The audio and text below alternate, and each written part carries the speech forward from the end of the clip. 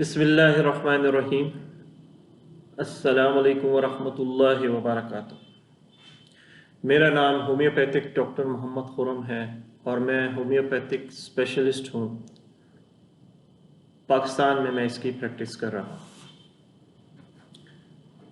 हमारा मौजू होम्योपैथिक पाकिस्तान में क्यों ज़वाल पज़ीर है, इसका पार्ट 2 मैं अब बयान कर रहा हूँ।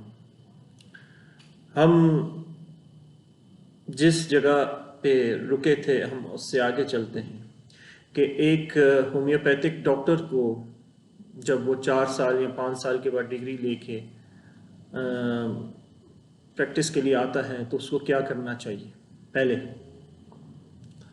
सबसे पहले उसको अपना क्लिनिक नहीं खोलना चाहिए। उसको उस वक्त अपना क्लिनिक खोलना चाहिए और उसको अपने क्लिनिक पे उस वक्त पैसे लगाने चाहिए और उस वक्त उसको मेडिसिन्स लेनी चाहिए जब उसको उसके बारे में सही नॉलेज और इल्म हो। हमारा होम्योपैथिक डॉक्टर क्या करता है, वो एक क्लिनिक खोल के बैठ जाता है और धड़ाधड़ मेडिसिन्स उल्टी सीधी रख लेता है और बाद में बेचारा उसमें नुकसान उठाता है। पहले तो आपको इतना कॉन्फिडेंट और आपको इतना इल्म होना चाहिए कि आप उसके हिसाब से मेडिसिन्स लें और आप उसके हिसाब से अपना क्लिनिक करें। सबसे पहले आपको अच्छे उस्ताद ढूंढने चाहिए। आपको बेशक 2 साल लग जाएं, 3 साल लग जाएं, अच्छे उस्तादों को आप सुने, ढूंढें, उनके लेक्चर्स सुने और अपने लेक्चर्स बनाएं और अपने थ्योरी लेक्चर बनाएं और उसको फिर आहिस्ता आहिस्ता प्रैक्टिस करें। लेकिन आपने जो सुनना है वो क्या सुनना है, चाहे जो भी होम्योपैथिक डॉक्टर हो, चाहे मैं भी हूँ, तो अगर वो हानीमन के लॉ के मुताबिक, कानून के मुताबिक बात कर रहा है तो उसको नोट करें और अप्लाई करें तो रिजल्ट आएंगे। और अगर वो अपने टोटके दे रहा है, अपने तजर्बे दे रहा है, तो काइंडली उसको अवॉइड करें। अब हमारे यहाँ पाकिस्तान में अल्लाह माफ़ करे, होम्योपैथिक में कई ऐसे डॉक्टर्स आ चुके हैं जो इसको दीन के साथ भी मिलाने की कोशिश करते हैं। ओ भाई, ये एक साइंस है, ये एक साइंस है और ये साइंटिफिक रूल के मुताबिक काम करती है, एक फार्मूले के तहत काम करती है और उसके लिए आपको पढ़ना पड़ेगा। मैं आपको फिर बार बार बता रहा हूं कि आपको पढ़ना पड़ेगा। कोई बंदा आपको प्लेट में ला के नहीं देगा और आप एक होम्योपैथिक डॉक्टर बन जाएंगे और आपकी प्रैक्टिस सही होना शुरू हो जाएगी। आप जब एक पेशेंट को ठीक करेंगे, मुकम्मल क्योर करेंगे, वो दूसरे को बताएगा, दूसरा तीसरे को बताएगा, फिर जाके आपके पेशेंट बढ़ेंगे।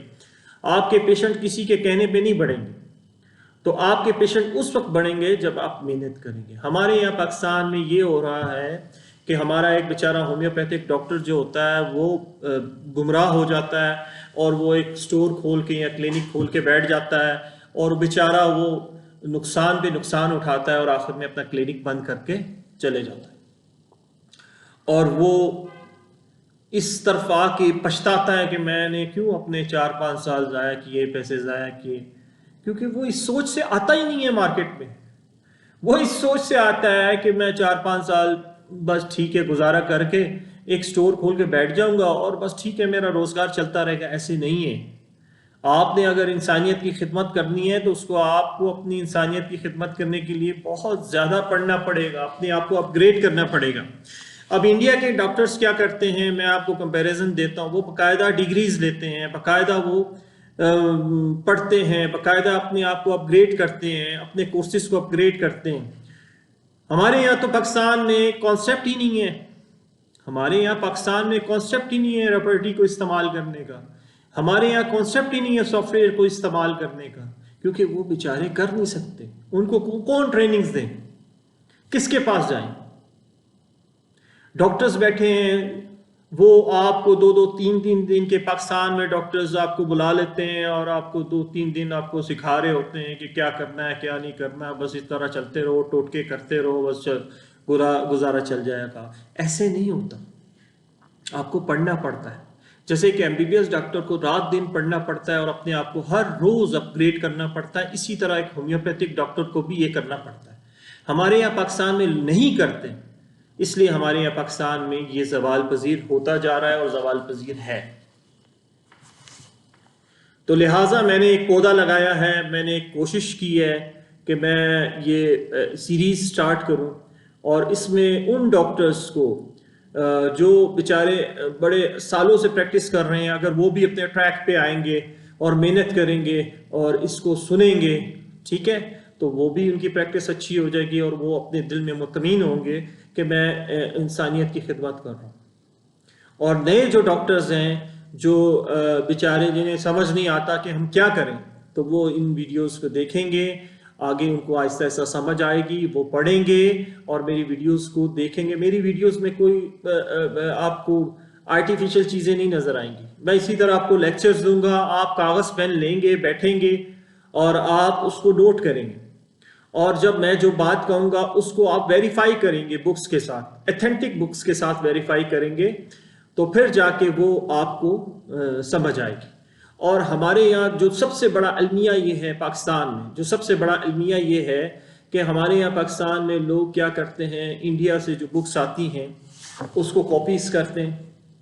हमारे अक्सर होम्योपैथिक डॉक्टर्स क्या करते हैं, उसको कॉपीज करके और उसमें अपना तजर्बा डाल देते हैं और हमारे बेचारे स्टूडेंट्स उसी को कॉपी कर रहे होते हैं। ऐसे नहीं, आपका अपना नॉलेज होना चाहिए, और वो नॉलेज क्या होना चाहिए, जो एथेंटिक होना चाहिए, जो वाकई हनीमन ने कहा था, या हनीमन में और बहुत सारे जो डॉक्टर्स गुजरे हैं उनका जो एथेंटिक बुक्स में जो नॉलेज है वो आप लोगों को दें। जब आप वो लोगों को देंगे फिर लोग अपने पेशेंट्स पे इसको अप्लाई करेंगे और उसका फिर रिजल्ट आएगा। हमारे यहाँ होम्योपैथिक डॉक्टर शशोपंज में ही होता है, दवाई दूं नहीं दूं। अक्सर तो मैंने ऐसे डॉक्टर्स देखे हैं जो अपने स्टूडेंट्स को कह रहे होते हैं कि जी आप ऐसे किया करो, जाके आंखें बंद करके दुआ पढ़ लिया करो, जो दवाई सामने आती है वो मरीज को दे दिया करो। अब बताएं कितनी बड़ी जहालत है कि आपके पास एक मरीज आया अपनी बीमारी लेके और आप उसके ऊपर तजर्बे कर रहे हैं और आंखें बंद करके आपके सामने जो दुआ पढ़ते हैं और आप उसको जो मेडिसिन आती है वो दे देते हैं। ये जुल्म नहीं है, ये दीन तो नहीं है, ये तो एक साइंटिफिक इलाज है। इसका दीन से क्या ताल्लुक, इसका दीन से कोई ताल्लुक, इसका किसी मजहब से कोई ताल्लुक नहीं। एक साइंस है, इस साइंस के मुताबिक ये इलाज काम करता है, डायनामिक वे में काम करता है। आप पढ़ें, उस इलाज को समझें, उस फार्मूले को समझें। जैसे जी होम्योपैथिक के लॉज हैं, जैसे एक आप जाते हैं एक वकील बनता है, उसके लॉज होते हैं मुख्तलिफ, इसी तरह होम्योपैथिक के भी लॉज हैं। आप उस लॉज के मुताबिक अगर उस लॉज के अंदर रह के काम करेंगे तो आप जो होम्योपैथिक डॉक्टर कहलाने के हकदार भी होंगे और इलाज करने के हकदार भी होंगे। तो ये जवाल पजीरी हमारे पाकिस्तान में क्यों है, इसकी बहुत सारी वजह हैं। ये तो मैंने कोई आपको बड़ी बड़ी वजह बताई। लिहाजा हमने किसी को ठीक नहीं करना, हमने कोशिश करनी है कि हम खुद मेहनत करें। आप खुद मेहनत करेंगे, आप देखेंगे कि आप 1 साल 2 साल मेहनत करेंगे और पढ़ेंगे खूब, तो देखेंगे आप पॉलिश होते जाएंगे। आपको किसी भी उस्ताद की ज़रूरत नहीं पड़ेगी। हाँ, आपको खुद उस्ताद ढूंढने हैं, आपको उस्ताद ढूंढने हैं, आपको खुद मेहनत करनी है, आपको किसी की मिन्नत नहीं करनी। आप उन उस्तादों को सुने जो सही हक बात कर रहे हैं और वो जो लॉ के मुताबिक बात कर रहे हैं, आप उनको सुने। आपके पास नॉलेज बहुत, अब तो सोशल मीडिया इतना खुल गया है कि आपको उस्ताद की ज़रूरत ही नहीं। मैंने 5 साल सोशल मीडिया से पढ़ा, मैंने बड़े लेक्चर सुने, बड़े बुक्स देखी। आपको भी मैं यही एडवाइस करता हूँ कि जो नए स्टूडेंट्स आ रहे हैं वो मेरी जब ये वीडियोस देखेंगे तो शायद उनको मोटिवेशन होगी, शायद उनको एक उम्मीद मिलेगी कि चलें हमें कोई एक ऐसा उस्ताद मिल गया है जो सही लॉ के मुताबिक हमें पढ़ा रहा है, कानून के मुताबिक पढ़ा रहा है। कोई अपना टोटका, कोई अपना तजर्बा मैं बीच में नहीं बताऊँगा आपको, ना मुझे ज़रूरत है कोई अपना तजर्बा बताने की। मैं आपको एक हिसाब से मेडिसिन पढ़ाऊँगा, मैं आपको केस टेकिंग पढ़ाऊँगा, मैं आपको एक तरीक़ेकार से स्टेप बाय स्टेप चलाऊंगा। आप उसको पढ़ें, आप उसको फिर पढ़ें और उसमें और मेहनत करें और उसको पॉलिश करते जाएं, और आप देखेंगे कि आप इंशाल्लाह ताला आहिस्ता आहिस्ता आपके अंदर कॉन्फिडेंट आएगा और आप ये इल्म लोगों तक मेरी तरह फैलाएं। ये एक सदका जारिया है। देखें, आप कोई अच्छी बात करते हैं और हक बात करते हैं और कानून के मुताबिक बात करते हैं तो वो एक सदका जारिया होता है। आज मैं हूँ कल नहीं हूँ, ये इल्म रहेगा। मैंने अगर एक पौधा लगाया है, कल कई ऐसे डॉक्टर्स होंगे जो बिला गर्ज ये पौधा लगाने की कोशिश करेंगे। मुझे कोई शौक नहीं है कि मेरे पास स्टूडेंट्स आएँ और मुझे महीने की फ़ीस दें और मैं उनको पढ़ाऊँ, ऐसे मुझे नहीं ज़रूरत।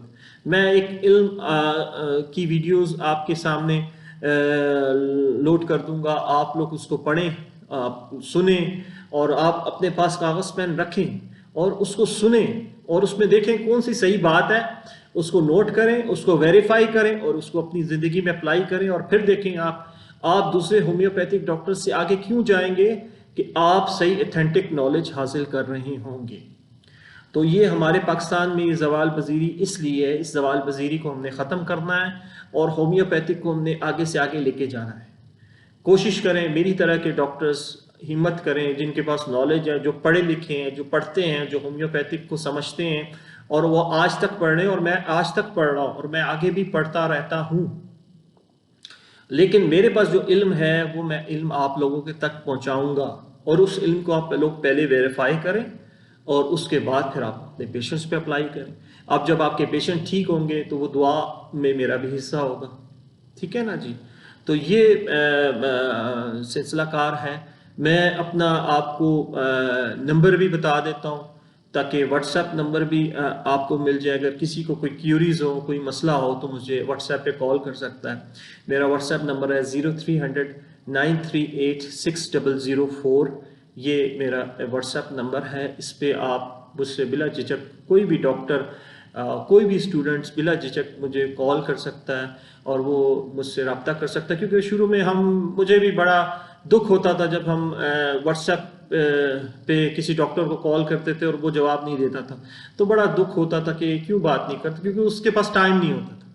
तो कम से कम मैं आपको गाइडलाइन दे दूंगा, कम से कम मैं आपको ये समझा दूंगा कि आपने करना क्या है। तो ये था इसका पार्ट 2। तो इंशाल्लाह ताला आगे मैं सीरीज स्टार्ट करूंगा कि होम्योपैथिक में हमने केस टेकिंग कैसे करनी है, एक्यूट केस टेकिंग क्या है, क्रॉनिक केस टेकिंग क्या है। सबसे बड़ा जो मसला हमारे होम्योपैथिक्स को होता है वो यही होता है कि हम केस टेकिंग का कोई ऐसा जादुई फॉर्म दे दिया जाए और वो जो है ना उसको अप्लाई करें और पेशेंट की दवाई सामने आ जाए। इतना आसान नहीं है, इसके लिए मेहनत करनी पड़ेगी आपको, और आप उसको अप्लाई करें इंशाल्लाह ताला तो आपको कामयाबी है। तो इस वक्त तक इजाज़त दें, इंशाल्लाह ताला ज़िंदगी रही तो हम आगे आपके साथ वीडियोस बनाएंगे और आपको इंशाल्लाह ताला इसमें फ़ायदा होगा। और मुझे दुआओं में याद रखें। अल्लाह हाफ़िज़।